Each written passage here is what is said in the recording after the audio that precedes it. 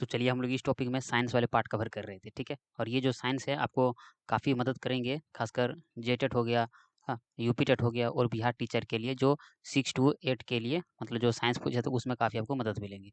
तो चलिए शुरुआत करते हैं। क्वेश्चन है कि एक सितार ध्वनि में जो तरंगे होती है वो कैसी होती है। वो होती है अप्रगामी, दूसरा है अनुप्रस्थ प्रकार की, ठीक।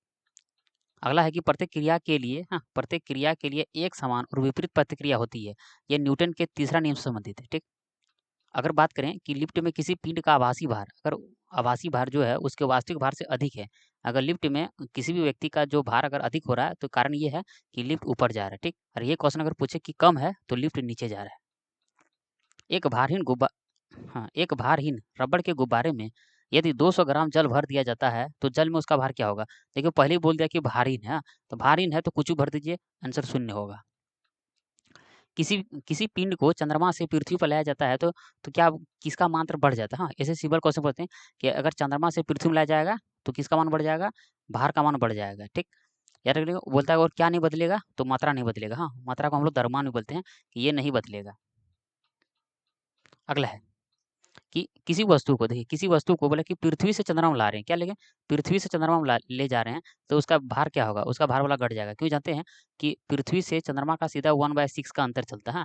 कि पृथ्वी में किसी वस्तु का अगर वजन अगर एग्जाम्पल लीजिए कि 60 kg है, तो चंद्रमा में सीधे उसका वजन हो जाएगा 10 kg, क्योंकि 1/6 का अंतर होता है। अगला क्वेश्चन है कि वस्तु की मत वस्तु की मात्रा बदलने पर क्या अपरिवर्तित रहता है, बोले कि घनत्व। अगला है यदि 100 ग्राम चीनी को आधा लीटर पानी में मिलाकर एक असंतृप्त चीनी घोल तैयार किया जाता है तो बोलता है कि क्या नहीं बदलेगा। हाँ, देखिए अब चीनी बनाइए, किसी बनाइए तो उसका आयतन बोला नहीं बदलेगा। जो लोलक घड़ियाँ होती है बोला कि गर्मियों के दिन में सुस्त हो जाती है, कारण क्या होता है, उसकी लंबाई बढ़ जाना। हाँ, लोलक की लंबाई का बढ़ जाना। बोले कि कुएं से पानी की बाल्टी को ऊपर खींचते हैं तो हम महसूस करते हैं कि बाल्टी की सतह के ऊपर आते ही उसका वजन बढ़ गया। हाँ, मतलब पानी का जैसे पानी से ऊपर आएगा तो उसका सतह बढ़ जाएगा। पीसा की झुकी हुई मीनार गिर नहीं रही है, कारण क्या है, कारण ये है कि गुरुत्वाकर्षण केंद्र जो है ना, गुरुत्वाकर्षण केंद्र से जाने वाली ऊर्ध्वाधर लाइन तल के अंदर से जाती है। तो पूरा याद रखिएगा, ऐसे ऑप्शन में देते हो। हाँ, कि गुरुत्वाकर्षण केंद्र से जाने वाली, हाँ ये केंद्र जरूर पड़ेगा। हाँ, केंद्र से जाने वाली, हाँ ऊर्ध्वाधर लाइन तल के अंदर से जाती है, ठीक। समान गति से जा रहे एक हवाई जहाज से यदि एक बॉम्ब गिराया जाता है तो बॉम्ब के नीचे पहुंचने तक हवाई जहाज की स्थिति क्या होगी, तो बोला कि वो बॉम्ब के ठीक ऊपर होगी। प्रेशर कुकर के अंदर उच्चतम ताप निर्भर करता है, किस पर करता है, तो वो करता है ऊपर के छेद के क्षेत्रफल पर, और दूसरा करता है उस पर रखे गए वजन पर। हवाई जहाज से यात्रा करते समय पेन की स्याही निकल जाती है, कारण क्या होते हैं, उसमें वायुदाब का मात्रा, मतलब वायुदाब की मात्रा का जो होता है ना वो कमी हो जाती है, वहाँ वायुदाब घट जाता है। रॉकेट कार्य करता है संवेग संरक्षण के सिद्धांत पर, ठीक। उसी तरह से क्वेश्चन पूछे आपसे कि जेट इंजन कार्य करता है रैखिक, हाँ रैखिक कर दीजिए, रैखिक संवेग संरक्षण के सिद्धांत पर, ठीक। पृथ्वी का गुरुत्वाकर्षण बल अचानक अगर लुप्त हो जाए तो क्या होगा, तो पहली बात ये होगा कि वस्तु का जो भार होगा वो शून्य हो जाएगा और उसका द्रव्यमान वही रहेगा। हाँ, ये सीधे क्वेश्चन पूछते हैं कि यदि पृथ्वी से गुरुत्वाकर्षण को खत्म कर दिया जाए तो क्या नहीं बदलेगा। हाँ, तो द्रव्यमान नहीं बदलेगा, हाँ लेकिन भार शून्य हो जाएगा। पृथ्वी और सूर्य की जो दूरी है यदि उनके स्थान को दोगुना कर दिया जाए, हाँ तो गुरुत्वाकर्षण का मान क्या होगा, तो उसका मान 4 गुना हो जाएगा। अगला है किसी वस्तु का भार अधिकतम होता है ध्रुवों पर, सबसे कम कहाँ होता है। अगर पूछे किसी वस्तु का भार न्यूनतम कहाँ होता है तो विषुवत रेखा पर। लोहे की गेंद का वजन 10 किलोग्राम है, यदि उसे अंतरिक्ष में ले जाया जाता है तो उसका वजन क्या होगा, तो उसका वजन 0 होगा। मानव शरीर का अधिकतम भार कहाँ होता है, अभी ध्रुवों पर, अभी तुरंत पढ़ें किसी वस्तु का भार अधिकतम कहाँ होता है, ध्रुवों पर। मानव को भी ले जाएंगे तो वहाँ अधिकतम होगा। हाँ, वायुमंडलीय दाब का अचानक गिरना क्या संकेत देता है, तो वो तूफान आने का संकेत देता है। एक व्यक्ति एक व्यक्ति स्थिर जल में खड़ा है, ठीक। यदि वह किनारे की ओर चल पड़े तो नाव नाव क्या होगा, तो नाव होगा किनारे से दूर हट जाएगा। एक व्यक्ति चलती रेलगाड़ी पर इंजन की तरफ मुंह करके बैठा है, ठीक। और वह एक सिक्का उछलता है तो सिक्का कहाँ गिरेगा, तो सिक्का उसके उसके पीछे गिरेगा। नदी में पानी का बहाव के लिए जिम्मेदार कौन है, तो उसका जिम्मेदार है घर्षण बल। पानी का अधिकतम घनत्व होता है 4 डिग्री सेल्सियस पर। और उसी तरह पूछे कि जल का अधिकतम घनत्व होता है, ये केल्विन में दिया हुआ है। हाँ, तो वह 270 केल्विन पर। एक ट्रेन एक ट्रेन जैसे ही चलना आरंभ करती है तो उसमें बैठे हुए यात्री का सिर पीछे की ओर झुक जाता है। ये कारण होता है स्थिरता जड़त्व के कारण, या सिंपल जड़त्व के कारण ही लिख सकते हैं इसको। विंड पावर में ऊर्जा का वह रूप जो विद्युत ऊर्जा परिवर्तित करता है उसे क्या बोलते हैं? उसे बोलते हैं गतिज ऊर्जा। समुद्र में आइसबर्ग ऊपर दिखता है 1/9 भाग। अगर क्वेश्चन अगर पूछ ले तो कि समुद्र में आइसबर्ग कितना डूबा हुआ रहता है, तो बोलेगा हाँ देखिए ये ऊपर एक भाग है, ये मतलब कि ऐसे टोटल देखिए 9 लिखा है ना, तो उसमें से एक भाग ऊपर में रहता है, बाकी 9 भाग नीचे रहता है। अगर पूछे कितना भाग पानी के अंदर रहता है तो 9 भाग रहता है, और ऊपर कितना रहता है वो एक भाग रहता है। अंतरिक्ष यात्री निर्वात में खड़े नहीं हो सकते, कारण है कि वहाँ गुरुत्व बल नहीं होने के कारण। यदि वस्तु का वेग 2 गुना कर दिया जाए तो गतिज ऊर्जा क्या होगी? तो गतिज ऊर्जा 4 गुनी हो जाएगी। अंतरिक्ष यान जो चक्कर लगा रहा है उसमें से एक सेब को छोड़ा जाता है, तो अंतरिक्ष यान के साथ अगर छोड़ा जाता है तो जो सेब है ना वो अंतरिक्ष यान के साथ उसी दिशा में गति करती रहेगी जिस दिशा में अंतरिक्ष यान गति कर रहा है। घड़ियों या पॉकेट कैलकुलेटर में हम लोग क्या यूज करते हैं? उसमें करते हैं द्रव क्रिस्टल का। एक व्यक्ति उपग्रह में पृथ्वी के चक्कर लगाता है तो उसका क्या होता है? तो उसका द्रव्यमान वही रहेगा। द्रव्यमान मतलब जो उसका बॉडी शेप है वही रहेगा, लेकिन उसका भार शून्य हो जाएगा। कक्ष में एक उपग्रह बराबर पृथ्वी के चक्कर लगा लगा रहता है, कारण क्या है? वह है अभिकेंद्रीय बल। हाँ, अभिकेंद्रीय बल। एक वस्तु उस समय स्थिर संतुलन में होगी जब क्या है? जब जब हवा जब हवा एक समान वेग से चलती है। इसको याद रख सकते हैं। गैल्वेनोमीटर को किस क्रम में देखो लिखा है कि गैल्वेनोमीटर को किस क्रम में जोड़कर वोल्टमीटर में परिवर्तित कर दिया जाता है। तो गैल्वेनोमीटर को श्रेणी क्रम में जोड़कर उसे वोल्टमीटर में परिवर्तित कर दिया जाता है। कार्य की दर को हम लोग शक्ति बोलते हैं। गति जो है कुछ एग्जाम्पल दिया हुआ है। हाँ, जैसे कि गिरते हुए नारियल, तेज रफ्तार कार, लुढ़कते पत्थर, उड़ते विमान। हाँ, ये सब गतिज ऊर्जा है। स्थितिज और गतिज ऊर्जा का योग, मतलब अगर स्थितिज और गतिज जोड़ देंगे तो उसको बन जाएगा यांत्रिक ऊर्जा। यांत्रिक ऊर्जा किसी पिंड की गतिज ऊर्जा और स्थितिज ऊर्जा, हाँ हालांकि किसी पिंड का गतिज ऊर्जा है और यांत्रिक ऊर्जा, हाँ किसी पिंड की गतिज ऊर्जा और स्थित ऊर्जा को उसे हम लोग क्या बोलते हैं? उसे बोलते हैं यांत्रिक ऊर्जा। यहाँ योग पूछा था और दोनों को मिला देंगे तो ये बन जाएगा यांत्रिक ऊर्जा। बांध के पीछे स्थित पानी है वो क्या है? बांध में पानी रुका हुआ है तो वह हो जाएगा स्थिति ऊर्जा, मतलब गुरुत्वीय स्थिति ऊर्जा। टरबाइन के शाफ्ट को घुमाने से पानी की स्थिति ऊर्जा किसमें बदल जाती है? तो वह गतिज ऊर्जा में बदल जाती है। प्रकाश संश्लेषण की प्रक्रिया में क्या होता है? प्रकाश ऊर्जा जो होता है वो रासायनिक ऊर्जा में बदल जाता है। पवन चक्की, हाँ पवन चक्की क्या करता है? ये गतिज ऊर्जा को यांत्रिक ऊर्जा में कन्वर्ट करता है। गतिज ऊर्जा बदल निर्भर करता है किस पर? तो गतिशील पिंड के द्रव्यमान और वेग पर। हाँ, कहाँ गया? वेग पर। हाँ, क्योंकि आपको पता होगा गतिज ऊर्जा बराबर, हाँ तो फॉर्मूला तो 1/2 हाँ एम वी स्क्वायर। तो देखिए m for mass, v for velocity, ये दोनों इस पर डिपेंड करता है। जल विद्युत उत्पादन में, हाँ उत्पादन में गुरुत्वीय स्थिति ऊर्जा का जो पानी के रुका हुआ स्थिति ऊर्जा किसमें बदल जाता है? वह बदल जाता है विद्युत ऊर्जा में। किसी वस्तु के जड़त्व को मापा जाता है द्रव्यमान के अनुसार। अत्यधिक द्रव्यमान वाले पिंड में उच्च क्या होता है? जितना द्रव्यमान अधिक होगा जड़त्व उतना भी अधिक होगा। लिखा है कि 1687 में एक बुक का नाम था, हाँ फिलोसॉफिक, हाँ न्यूट्रलिस प्रिंसिपिया मैथमेटिक्स, जिसे प्रिंसिपिया के नाम से जाना जाता है। ये किस वैज्ञानिक का बुक है? ये न्यूटन ने लिखा था। प्रिंसिपिया जरूर याद रखिएगा। न्यूटन का निम्न नियम बल किस नियम मतलब बल की परिभाषा देता है? न्यूटन का दूसरा नियम बल की परिभाषा देता है। जड़त्व क्या होता है? वर्तमान स्थिति में होने वाले परिवर्तन का विरोध करना, उसे जड़त्व बोलते हैं। जब तक किसी वस्तु पर बाहरी बल नहीं लगे तब तक स्थिर वस्तु विराम अवस्था में ही रहती है। यदि वह गतिशील है तो निश्चित गति से एक सरल रेखा में गतिशील रहती है।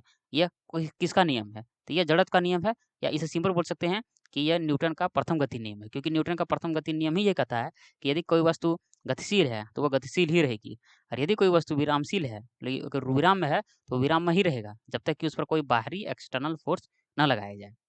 ये है, ये जड़त्व का नियम बोलिए या इसे न्यूटन का प्रथम नियम बोलिए। आइजैक न्यूटन, हाँ न्यूटन ने गति का कितना नियम दिया? 3 हम लोग पढ़ चुके हैं। हाँ, बोले कि एक तोप फायरिंग के पीछे, मतलब एक तोप फायरिंग के पीछे हटती है, कारण क्या है? न्यूटन का गति के तीसरा नियम के अनुसार। तीसरा नियम यही कहता है कि प्रत्येक क्रिया के बराबर विपरीत प्रतिक्रिया होती है। न्यूटन का पहला नियम कहता है वह जड़त्व का नियम है। एक वस्तु जब तक स्थिर है तब तक वह स्थिर ही रहेगी, और यदि गति में है तो वह गति में ही रहेगी जब तक कि उस पर कोई बाह्य बल नहीं लगाया जाए। देखिए ये लिखा है न्यूटन का प्रथम गति नियम, या ऐसे बोल सकते हैं जड़त्व का नियम। आगे देखते हैं बल। देखिए बल एक बल उस वस्तु पर कार्य करता है जो चलने के लिए स्वतंत्र है। यदि हम बल की मात्रा तथा वस्तु का द्रव्यमान ज्ञात है तो न्यूटन के गति का दूसरा नियम वस्तु के किसको ज्ञात करने में किया जाता है। देखिए अगर किसी वस्तु का कोई मात्रा पता है और द्रव्यमान पता है तो हम लोग क्या करें, न्यूटन के गति का हाँ, लिखा है कि दूसरा नियम से हम लोग त्वरण को निकाल सकते हैं। बल का जो बल का जो आयाम होता है वो ml/t-2 होता है, इसको याद रख सकते हैं। यदि दो बल विपरीत दिशाओं से किसी पिंड पर कार्य करते हैं तो उस पर कार्य करने वाले शुद्ध बल का परिणाम दोनों बलों के परिणाम का अंतर होता है। निम्न मात्रा को मरोड़ संतुलन का उपयोग करके मापा जाता है। दुर्बल नाभिकीय बल का घातांक जो होता है 10⁻⁻16 मीटर होता है। बल आघूर्ण की दिशा होती है बल की दिशा के लंबवत। बल के अनुप्रयोग के बिंदु और रोटेशन की धुरी के बीच की सीधी दूरी को हम लोग बोलते हैं आघूर्ण भुजा कहते हैं। घूर्णन करने वाली वस्तु पर लगाए गए एक बड़े बल का परिणाम बल आघूर्ण होता है। किसी वस्तु पर लगने वाले धक्के या खिंचाव को हम लोग बल कहते हैं। दूरी का सूत्र होता है गति इंटू समय। किसी वस्तु द्वारा एकांक समय में तय की गई दूरी को चाल कहते हैं। यदि किसी सरल रेखा में चलते हुए उसकी चाल परिवर्तित होती हो तो वस्तु की गति क्या होगी। अगर परिवर्तित हो रहा है तो वह हो जाएगा असमान गति। अगर परिवर्तित वही बोलता नहीं हो रहा है तो ये हो जाएगा समान गति। प्रक्षेप्य के पथ को क्या कहा जाता है, उसको बोलते हैं प्रक्षेप्य पथ। जब किसी कण को ऊर्ध्वाधर ऊपर की ओर फेंका जाता है जब तक कि वह सबसे ऊंचे बिंदु तक पहुंच जाता है तो उसका उसका त्वरण जो है ना नीचे की ओर होता है। याद रख सकते हैं इसको, त्वरण क्या होगा, नीचे की ओर होगा। यदि गेंद ऊपर की ओर फेंकी जाती है तो बोला कि क्या परिवर्तित नहीं होगा, तो बोला कि उसका त्वरण परिवर्तित नहीं होगा। गोल के तोप के गोले को की गति जो होती है, तोप के गोले की गति जो होती है वो होता है प्रक्षेप्य गति, इसको बोलते हैं प्रोजेक्टाइल मोशन। जब किसी वस्तु को ऊपर की तरफ फेंका जाता है तो अधिकतम ऊंचाई पर वेग क्या होता है, वो 0 हो जाता है। प्रति इकाई समय में किसी वस्तु के वेग में परिवर्तन की दर को क्या कहते हैं, उस वेग कभी भी अगर वेग में परिवर्तन की दर आ जाएगा तो उसे त्वरण कहते हैं। त्वरण का मात्रक को पता होगा, यहाँ लिखा क्वेश्चन लिखा है कि त्वरण के मात्रक में सेकंड का घात कितना होता है, वो 2 होता है। पता होगा त्वरण को ए से डिनोट करते हैं तो फार्मूला होता है v माइनस यू, हाँ v माइनस यू कहाँ चल गया, sorry v minus u by t square. हाँ तो ये होता है त्वरण का घातांक। वेग परिवर्तन की दर को भी हम लोग त्वरण कहते हैं। त्वरण क्या है, लेकिन त्वरण मात्रा का, ये बहुत इंपॉर्टेंट क्वेश्चन है। त्वरण मात्रा का व्युत्क्रमानुपाती और बल का समानुपाती होता है। ये रख सकते इसको। एक वेग समय ग्राफ की ढाल दर्शाती है त्वरण।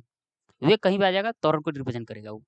गति का समीकरण होता है, देखिए ऐसे गति का समीकरण, देखिए अपना ये जितना अपना दिमाग लगाया है इसको सीधे 2 से भाग दीजिए। हाँ मतलब कि 2 से इसको डिवीजन कर लीजिए। अगर कर दीजिएगा तो बचेगा s और यहाँ बचेगा ut, हाँ और यहाँ बचेगा a t, यहाँ आ जाएगा नीचे 1/2। अगर नहीं दिख रहा तो मैं दूसरा पेंसिल से कर देता हूँ। देखिए अगर मान लीजिए यहाँ दिया हुआ है, देखिए 2s दिया हुआ है, हाँ 2s बराबर 2ut, हाँ प्लस ए टी स्क्वायर। हाँ तो दोनों से भाग दे दीजिएगा, ये दो कट जाएगा और यहाँ हो जाएगा 1/2। हाँ तो ये खत्म हो गया, ये भी खत्म हो गया, तो बचा क्या, U T plus half A T square. हाँ तो इसलिए ये सही है। आगे देखते हैं। किसी घर्षण को स्वयं का समायोजन बल माना जाता है। वो माना जाता है स्थैतिक घर्षण को। घर्षण सतहों की चिकनाई निर्भर करती है। घर्षण बल हमेशा प्रयुक्त बलों का विरोध करता है। हम बिना फिसले पृथ्वी पर चलने में सक्षम हैं घर्षण बल के कारण। यदि कोई वस्तु किसी सतह पर फिसलती है तो उनके बीच गति का प्रतिरोध करने वाला बल कहलाता है घर्षण बल। यदि गति में रहते हुए घूर्णन की धुरी किसी वस्तु में से होकर गुजरती है तो उसे हम लोग घुमाव गति कहते हैं। घूर्णन की 2 गति है, एक स्पिन गति, दूसरा कक्षीय गति। एक घूर्णन वस्तु में कोणीय वेग हमेशा समान रहता है। जब नेट टॉर्क 0 हो तब कोणीय संवेग स्थिर रहेगा। कोई वस्तु एक वृत्तीय मार्ग में चल रही है तो उसकी औसत गति क्या होगी, यदि वह 1 सेकंड में 1 चक्कर पूरा करती है तो वह हो जाएगा 0। इसको याद रख सकते हैं 0। अब केंद्रीय बल द्वारा किया गया कार्य क्या होगा, वो होगा 0। अभिकेंद्रीय त्वरण और स्पर्श रेखा त्वरण के बीच का कोण होता है 90 डिग्री। सरल आवृत्ति गति करने वाली किसी कण की स्थितिज ऊर्जा होती है 0.5 हाँ इटो है किलो एक्स स्क्वायर। लोलक द्वारा एक दोलन पूरा करने में किया गया समय आवर्तकाल कहलाता है। किसी सरल लोलक की गति आवृत्ति गति होती है। एक दोलक या पेंडुलम की चंद्रमा पर समय अवधि उसकी पृथ्वी पर समय अवधि से बढ़ेगी। Action action at A distance बल है वह गुरुत्वाकर्षण। जिससे पृथ्वी सब वस्तुओं को अपने आकर्षित करते गुरुत्वाकर्षण कहलाता है। गुरुत्वाकर्षण का नियम लागू होता है किन्हीं भी दो वस्तुओं के बीच। न्यूटन के गुरुत्वाकर्षण नियम के अनुसार दो वस्तुओं के बीच का बल उनकी द्रव्यमान के गुणज के समानुपाती होती है। चलिए तो ये खत्म हो गया। अब ये जी तक हम लोग लिखे थे, तो जी का मान हम लोग नेक्स्ट करेंगे। तो मिलते हैं नेक्स्ट पार्ट में।